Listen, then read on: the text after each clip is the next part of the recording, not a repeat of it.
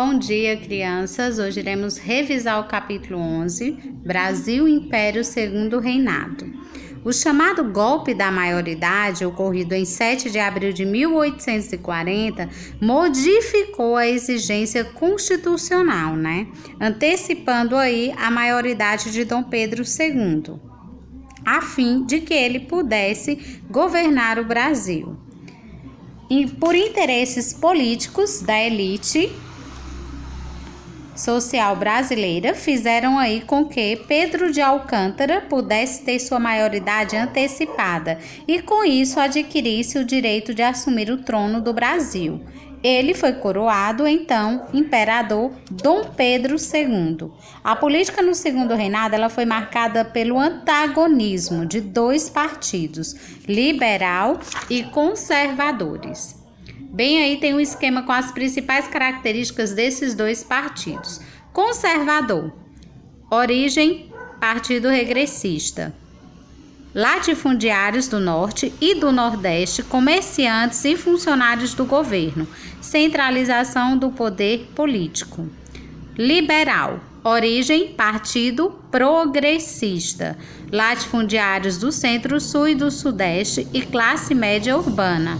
Descentralização do poder político.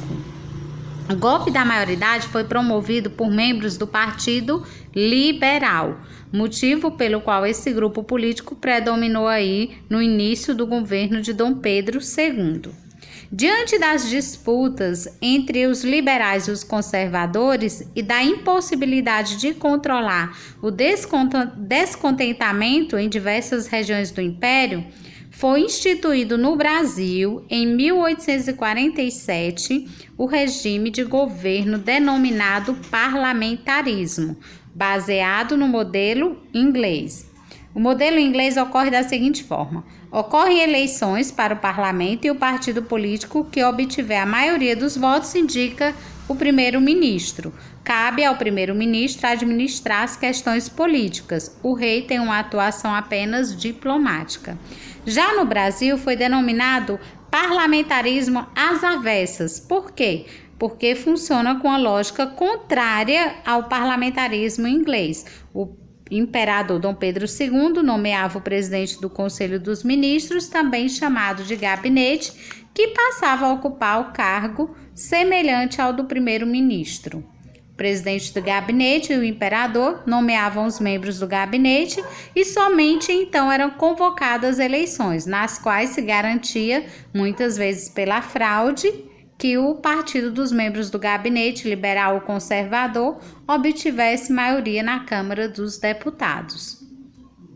Logo em seguida acontece a Revolução Praieira. A chamada Revolução Praieira ocorreu em Pernambuco no ano de 1848. Foi um movimento popular que questionava a concentração de terra e de renda, bem como a miséria em que viviam as camadas populares.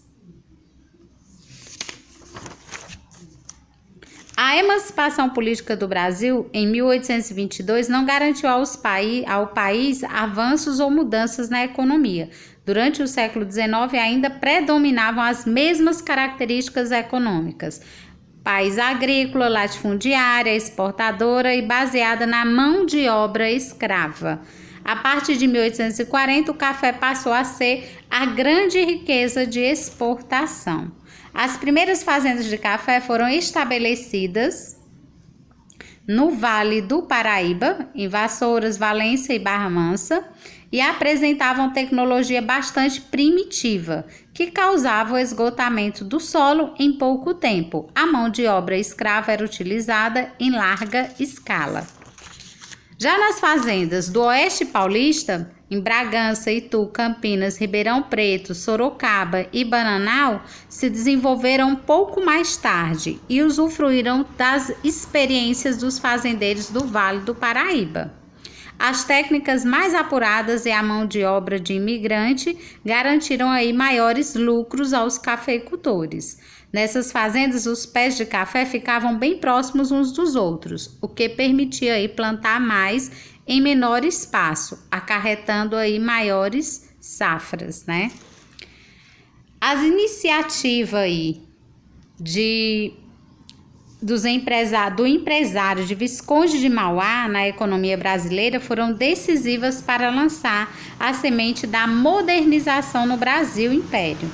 A expansão da rede ferrovia, do transporte marítimo e da iluminação a gás, por exemplo, deve-se muito a esse espírito empreendedor de Visconde de Mauá. E está ligado economicamente à Inglaterra pelos tratados, né? Durante o segundo reinado, as transformações políticas e econômicas começaram a gerar mudanças sociais, como o aumento do processo de urbanização e a progressiva substituição da mão de obra escrava pela mão de obra livre imigrante. A lei britânica teve impacto aí na economia do Brasil, pois diversos navios brasileiros foram apreendidos e os escravos libertados. As próprias autoridades brasileiras reiteraram a lei inglesa, criando também a Lei Eusébio de Queiroz em 1850, que proibia a entrada de novos escravos no país. O fato gerou aí uma mudança na dinâmica populacional, aumentando aí o chamado tráfico interno ou interprovincial. Esse movimento aí consistia no deslocamento de escravos das áreas com menor movimentação econômica no período, sobretudo Norte e Nordeste, para as regiões em que a economia estava mais aquecida, como o Sudeste, né? Bom, gente, ficamos também para falar sobre as leis de terras. O que são as leis de terras? Com a chegada desses imigrantes aí e com o aumento da população urbana, os integrantes da elite, especialmente da agrária, passaram a temer uma invasão ou perda de suas propriedades. E aí, dessas reivindicações das elites, resultou a promulgação da Lei de Terras, em 1850. Ela determinava que a propriedade de terras no país somente seria reconhecida por meio da posse de um documento assinado por um juiz comprovando sua obtenção pela compra. Aos imigrantes ficava vetada essa possibilidade de comprar terras em seus 3 primeiros meses, né?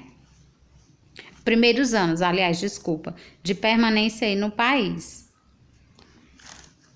Sobre a questão da nossa avaliação, vocês estudem pela avaliação, pelo resumo que eu fiz agora, e também façam um resumo de vocês por escrito, explicando o que vocês entenderam sobre o assunto, pois na próxima aula será ao vivo e eu irei fazer alguns questionamentos a vocês e ver também as dúvidas de vocês.